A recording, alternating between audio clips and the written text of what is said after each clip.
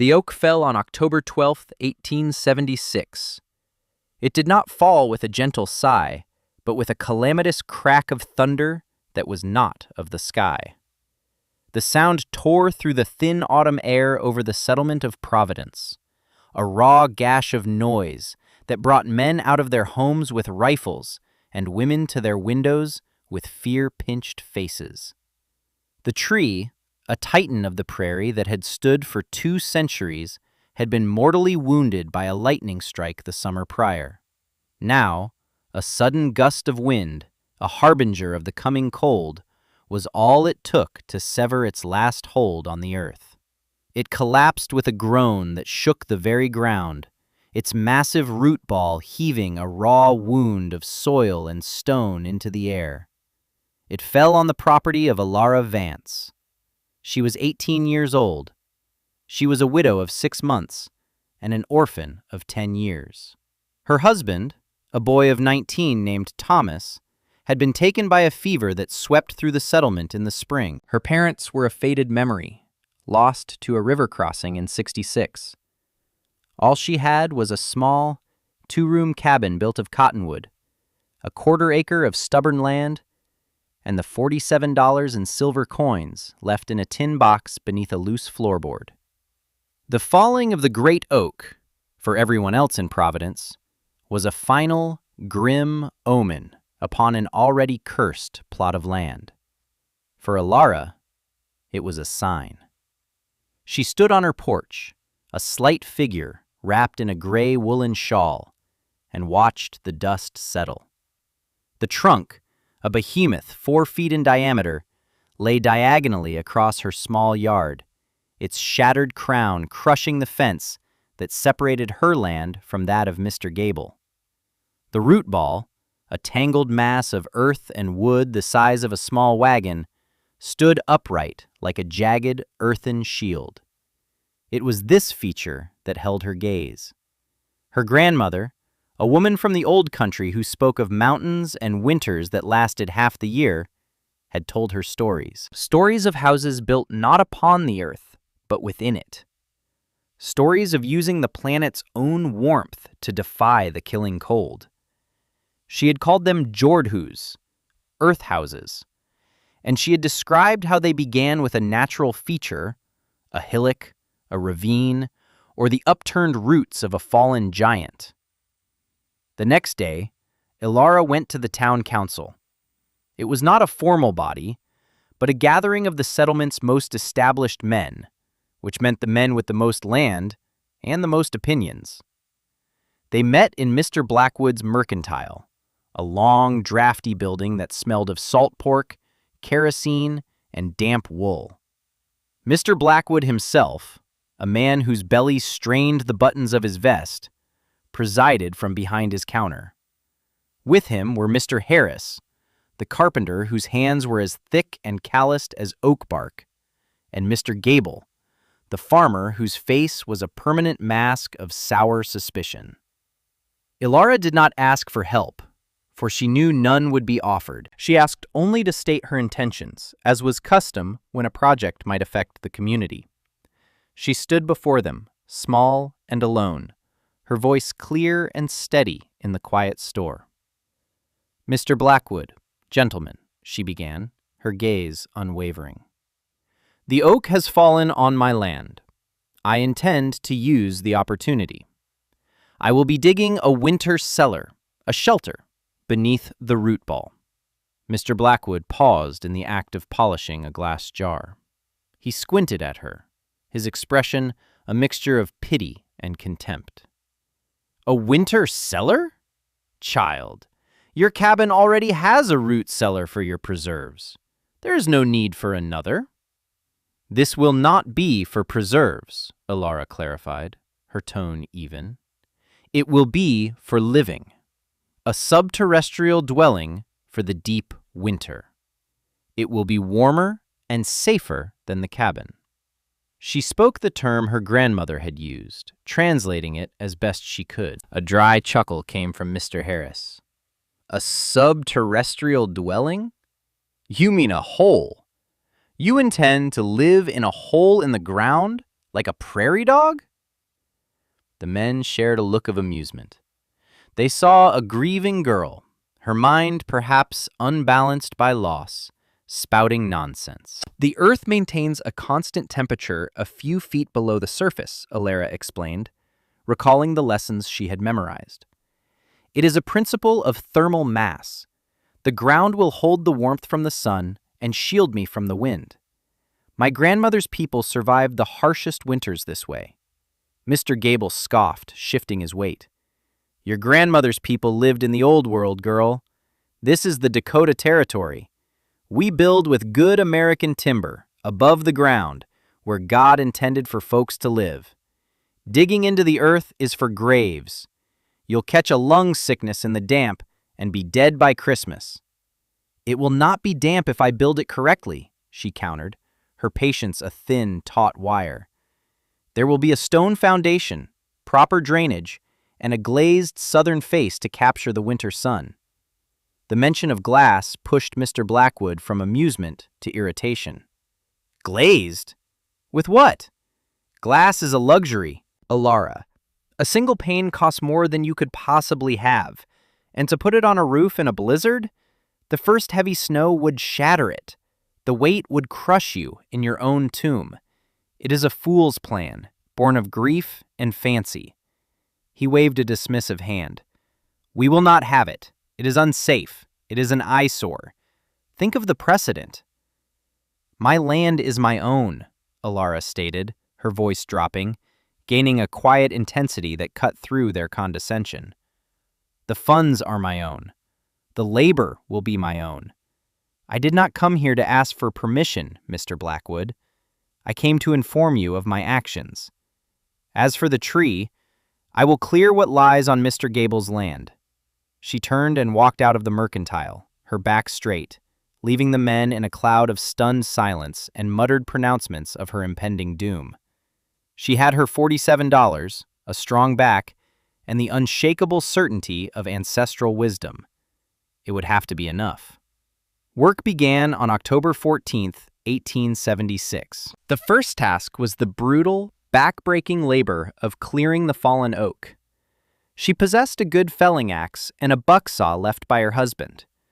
For 2 weeks, from the first gray light of dawn until the purple dusk forced her to stop, she attacked the colossal trunk.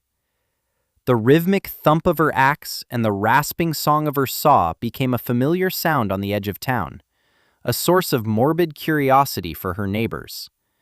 They would watch from a distance, shaking their heads. They saw not industry, but a kind of madness. She sawed the massive limbs into manageable logs, which she painstakingly rolled and stacked near her cabin. This would be her winter firewood, far more than her small stove required. The main trunk, too large to move, she left in place. It would form a natural barrier against the north wind.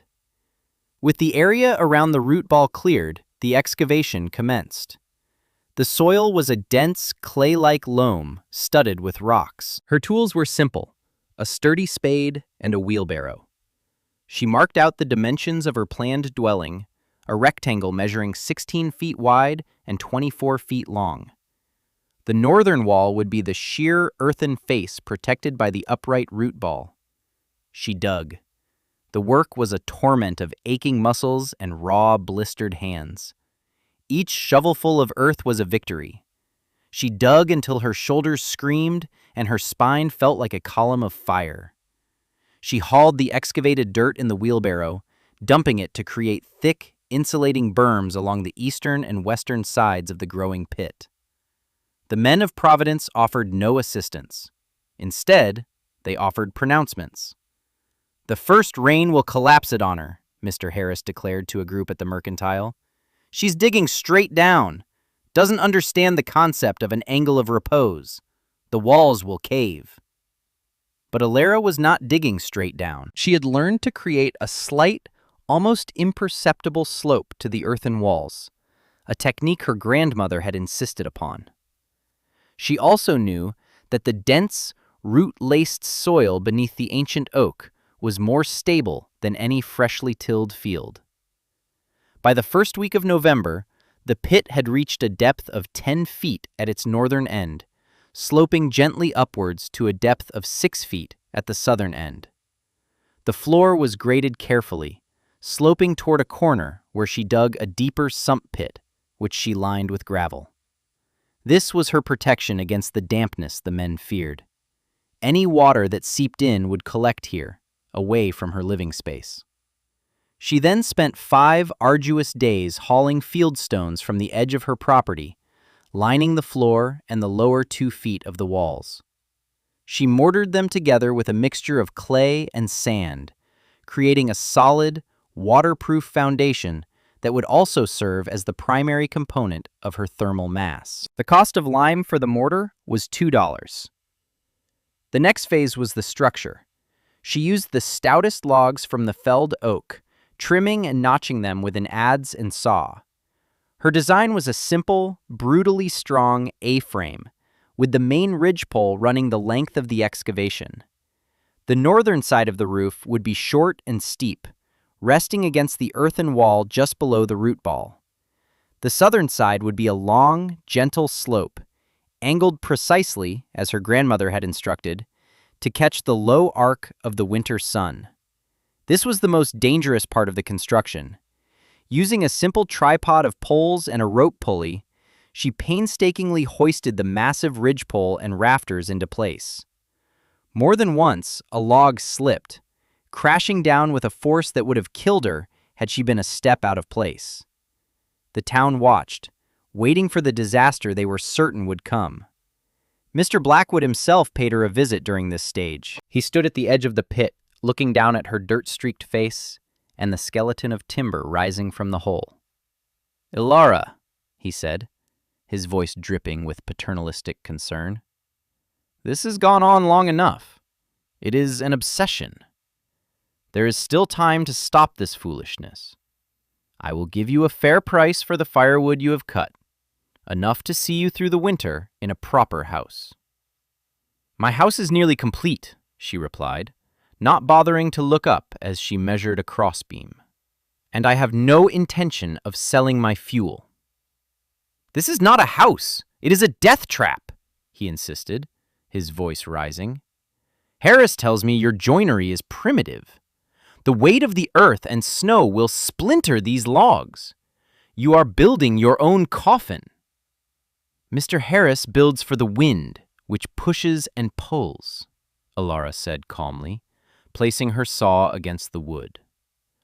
"I am building for the weight, which only presses down. The earth will hold the frame in compression. It will be stronger than his houses, not weaker." Her certainty, her refusal to be cowed by his authority, infuriated him. He left, sputtering threats about the town not being responsible for her inevitable fate. The final, most crucial element was the glazing for the long, south-facing roof. This was where her $47 would be spent. Glass was impossibly expensive, but Ilara had heard a rumor. A failed trading post 20 miles downriver was being dismantled. She walked the entire distance, following the frozen riverbank. There, she found a man salvaging lumber. He had a stack of old, warped window sashes from the building. They were small-paned and imperfect, the glass wavy and filled with bubbles. She negotiated hard, her desperation hidden behind a mask of stoicism. She traded the last of her silver coins and a small, intricately carved wooden bird her father had made, her only memento of him, for a wagon load of the old sashes. The cost was $27 and a piece of her heart. The journey back was a 2-day ordeal, pulling a rickety cart loaded with the fragile sashes. When she arrived in Providence, the sight of her prize was met with open ridicule. "She's building a patchwork roof of broken glass!" someone crowed. The consensus was that she had finally, irrevocably, lost her mind. Undeterred, Ilara spent the next week carefully fitting the sashes into the southern slope of her A-frame. She sealed the gaps with a mixture of pitch and sawdust, making it as airtight as she could. It was not beautiful, but it was functional. The long, glazed slope was complete. With the structure in place, she began the process of burying it. She laid thick, oil-treated canvas over the wooden planking of the northern roof, creating a waterproof membrane. Then, she and her wheelbarrow went back to work, piling the excavated earth back onto the roof, tamping it down until it was a layer 2 feet thick. She did the same for the east and west walls, burying them in the berms she had created. When she was finished, the only parts of the structure visible from above were the glazed southern slope and 2 small openings. One was a stone-lined chimney at the highest point of the roof. The other was a low-set pipe for air intake, positioned near the floor on the opposite side. This was her ventilation system, designed for a slow, continuous circulation of air, warmed as it was drawn across the heated stone floor. The entrance was the final piece of the puzzle. A narrow, timber-lined tunnel led from the main chamber to the base of the giant, upturned root ball. There, she constructed a heavy, insulated door, fitting it cleverly between 2 of the largest roots. When closed, it was nearly invisible, looking like just another part of the tangled mass of earth and wood. By December 1st, 1876, it was finished. The interior was Spartan but secure. It was a single large room, the earthen walls plastered with a smooth layer of clay. A small, efficient cast-iron stove stood near the north wall, its flue pipe venting into the chimney. A bed, a table, and shelves were built into the walls to conserve space. She moved her stores, flour, beans, salted meat, and potatoes, from the cabin's root cellar into her new home. The air was cool and smelled of damp earth, clay, and pine resin. It was the smell of safety. She spent the first few weeks of December living in her subterranean house. The small cabin above remained as a decoy, a place for her to be seen occasionally, to quell the worst of the town's gossip. But she slept and ate below ground. The principles her grandmother had taught her proved true. During the day, even the weak winter sun, passing through the south-facing glass, was enough to heat the stone floor and the dense earthen walls. The temperature inside never dropped below 50 degrees Fahrenheit, even on nights when a bitter frost silvered the world outside. The stove required only a few logs each evening to keep the space comfortably warm. She was consuming a fraction of the firewood her neighbors were. The men of the town council considered the matter closed. They had warned her. When the winter truly came, they would find her frozen or suffocated in her earthen folly. It would be a tragedy, they agreed solemnly, but one of her own making. They were confident in their own preparations. Mr. Blackwood had a stockpile of cordwood that reached the eaves of his mercantile. Mr. Harris had reinforced the walls of his home with extra planking. Mr. Gable had banked his foundation with manure for insulation. They were practical, sensible men, and they had prepared for a typical Dakota winter. December 18th, 1876, began with an unnatural stillness. The sky was the color of lead, low and oppressive. There was no wind, and the air was so cold it felt sharp in the lungs.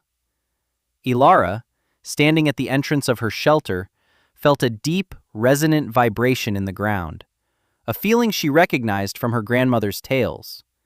It was the sign of a storm that did not just move over the land, but became one with it. She checked her supplies one last time, secured the outer door of her cabin, and then retreated into her sanctuary, sealing the hidden door behind her. She was not seen again for 6 days. The blizzard did not arrive, it materialized.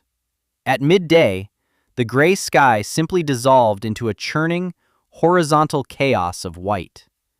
The wind came first as a low moan, then a rising shriek, and finally a deafening, continuous roar that seemed to tear at the fabric of existence. The temperature, which had been a bearable 10 degrees Fahrenheit, plummeted. Within hours, it was 10 below zero. By nightfall, it was 30 below, with a wind that drove the cold through the thickest walls. The snow was not flakes, but a fine granular powder, like sand, that the wind weaponized, blasting it into every crack and crevice. For the first day, the people of Providence felt secure. Their cabins were stout, their stoves roaring. They had faced winter before, but this was not a winter they knew. By the second day, December 20th, the snow had buried their windows, plunging the town into a dim, perpetual twilight. The wind was a physical force, battering the walls and finding its way through the chinking. The stoves, which now had to be fed constantly, devoured firewood at an alarming rate. Mr. Gable, trying to reach his livestock in a barn 50 feet from his house, became disoriented in the whiteout and nearly froze to death before stumbling back to his own door. He lost 3 cows and all his chickens. Inside her earth house, Ilara lived in a world of profound quiet. The roar of the blizzard was a distant, muted hum. The vibrations felt more than heard through the tons of earth that surrounded her. The light filtering through the glazed roof was soft and diffuse, as the snow piled upon it acted as a natural insulator and light filter. The temperature inside remained a steady 55 degrees. She lit her stove for an hour in the morning and an hour in the evening, the gentle warmth radiating from the cast iron and being absorbed by the stone and earth around her. She ate her meals, read a worn copy of a book, and mended her clothes. She was calm, warm, and safe. The scientific principles held fast against the storm's fury. The immense thermal mass of the surrounding earth was her shield, bleeding heat back into her living space, creating a pocket of equilibrium in a world gone mad. By the third day, December 21st, the situation in the town above had grown desperate. The temperature outside had dropped to 45 degrees below zero. The wind, now gusting to over 70 miles per hour, was dismantling structures. It tore the roof from the livery stable. It shattered the windows of the small church. The fine, powder-like snow was forced through keyholes and under doors, forming drifts inside the houses. Families huddled together under every blanket they owned, their breath crystallizing in the air. The ravenous consumption of firewood was unsustainable. Mr. Blackwood's once proud woodpile was shrinking with terrifying speed. Mr. Harris was the first to face a true crisis. A section of his north-facing wall, improperly braced, gave way under the relentless pressure of the wind.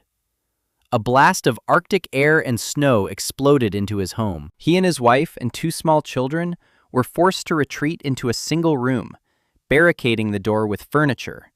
Their survival now measured in the dwindling number of logs they could feed into their single stove. He was a carpenter, a man who believed in the strength of timber and nail, and his own creation had failed him.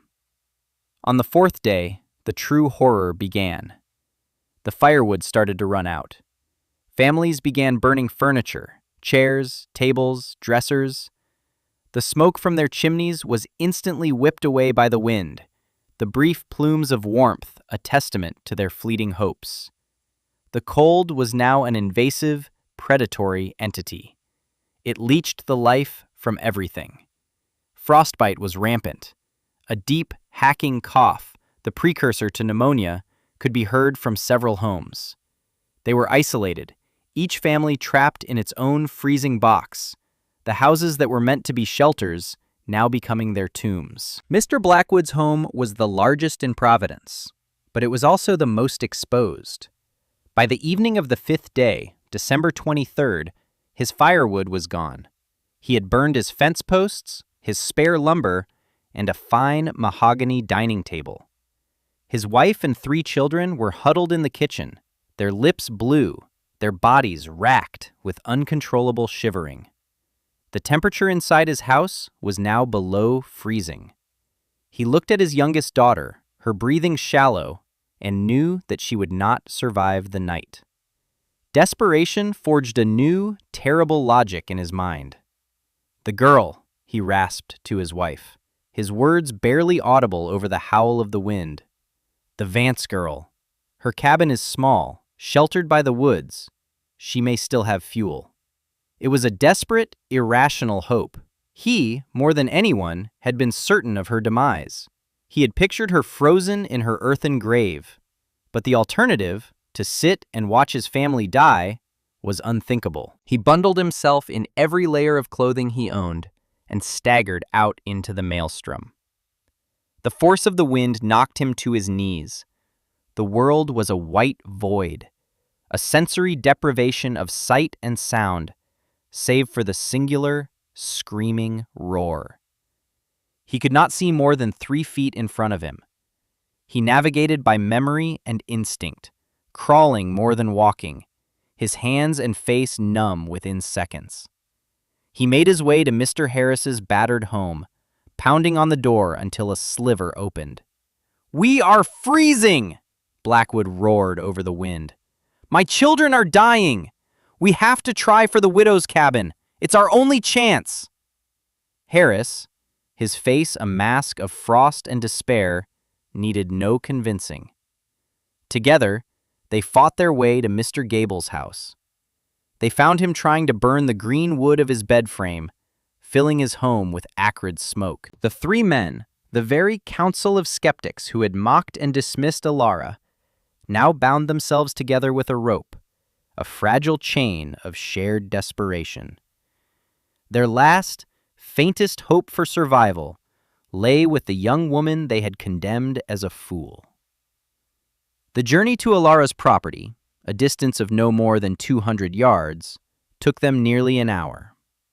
They crawled through drifts that were over their heads, pulling each other along the rope line, the wind trying to tear them apart. They were guided by the dark shape of the woods that bordered her land. When they finally stumbled upon her small cabin, their hearts sank. It was nearly buried, its roof sagging under a massive drift, a window shattered, and the interior packed with snow. "She is dead!" Gable cried, his voice breaking. "It's over! We are dead!" They collapsed against the snow-blasted wall of the cabin, the last of their strength gone. They had gambled everything on a fool's hope and lost. Mr. Blackwood closed his eyes, preparing for the end. It was then that he heard it, a sound that did not belong in the storm, a scraping noise, followed by a muffled thud. His eyes snapped open. He scanned the chaos of white and saw a flicker of movement near the base of the massive, snow-shrouded shape of the fallen oak's root ball. A section of the tangled roots and frozen earth seemed to swing inwards. A rectangle of faint, warm, yellow light appeared in the white hellscape. A figure emerged, silhouetted against the light, wrapped in a heavy cloak. It was Alara. She saw the 3 half-frozen figures huddled against her ruined cabin. There was no surprise on her face. No, "I told you so." There was only a calm, assessing gaze. She pointed toward the light. "Get inside." Her voice carried clearly, cutting through the wind's roar. "Quickly!" Hope, sharp and painful, surged through the men. They crawled on hands and knees toward the impossible door, toward the impossible light. They tumbled one by one down a short flight of earthen steps into a different world. The wind vanished. The soul-crushing cold was replaced by a gentle, steady warmth. The air smelled of wood smoke, baked bread, and life. They found themselves in a long, low-ceilinged room, lit by 2 oil lamps that cast a steady glow. They saw the plastered walls, the timbered roof, the small stove radiating heat. They saw a space of impossible, miraculous peace in the heart of the apocalypse. Alara looked at them, their beards caked in ice, their faces gaunt with suffering. "Your families?" she asked, her voice quiet but firm. Freezing, Blackwood managed to choke out, his body beginning to tremble violently as warmth returned. My children. Harris's family. Without another word, Ilara grabbed a coil of rope from a peg on the wall and 2 lanterns. Show me, she commanded. And so the 3 most powerful men in Providence, humbled and broken, followed the young widow back out into the storm. Guided by her, they made the perilous journey again, this time with a lifeline to safety. They brought back Mr. Blackwood's wife and children first, the small, limp bodies of the youngest carried in their arms. Then came the Harris family, and then the Gables. Each time they returned to the Earth House, it was a journey from death into life. Soon, the shelter was crowded. 14 people, 7 of them children, now occupied the space designed for 1. They sat huddled on the floor, wrapped in blankets Ilara provided, sipping hot broth she had prepared. They looked around at the genius of the construction, the very things they had mocked now serving as their salvation. They saw the light filtering through the snow-covered glass roof, a soft, ethereal glow. They felt the gentle warmth radiating from the stone floor. They breathed the fresh, clean air circulated by the unseen ventilation system. Not one of them had lost a family member. Not one of them had burned through their wood supply. And not one of them, in the profound, life-giving silence of the Jordhus, would ever again question the wisdom of Ilara Vance. The Great Blizzard, which would later be known as the White Cyclone of '76, raged for another full day. When the wind finally subsided on December 25th, the world was a landscape of profound and deathly stillness. The snow lay in immense, sculpted drifts, burying houses to their rooftops. Providence was gone, erased from the prairie under a blanket of white. Of the settlement's 12 households, only the 4 that had taken refuge in Ilara's shelter survived intact. The others were discovered in the following days, the families frozen in their homes, their faith in conventional wisdom having led them to their deaths. The survivors lived in the Earth House for 2 more weeks, sustained by Ilara's provisions and the warmth of the earth. In that time, the hierarchy of the town dissolved. Mr. Blackwood, Mr. Harris, and Mr. Gable were no longer leaders. They were simply survivors, indebted for their lives to the young woman they had scorned. They listened as she explained the principles of thermal mass, of passive solar gain, of the Earth's insulating properties. She was not gloating, she was teaching. Her voice was that of an ancient authority, a wisdom passed down through generations, now proven in the most brutal crucible imaginable. When the thaw finally came and the survivors could begin to dig out what was left of their town, it was with a new understanding. The following year, the settlement of Providence was rebuilt, but the new houses were not built upon the prairie. They were built within it. Using Ilara's dwelling as a model and her quiet, firm guidance as their blueprint, the people of the town constructed their own subterranean homes, their south-facing windows tilted toward the winter sun. They had learned, at a terrible cost, that survival was not about fighting the elements with brute force and stubborn pride, but about understanding them with intelligence and humility. Ilara Vance, the young widow they had dismissed as a foolish girl, became their sage, their founder, the quiet matriarch of a community reborn from the ice. She never spoke of their mockery, and they never again spoke of their pride. The hidden door beneath the fallen oak had not just saved their lives, it had given them a future, proving that the most profound strength often comes not from standing against the storm, but from yielding to the deep, unwavering wisdom of the earth itself.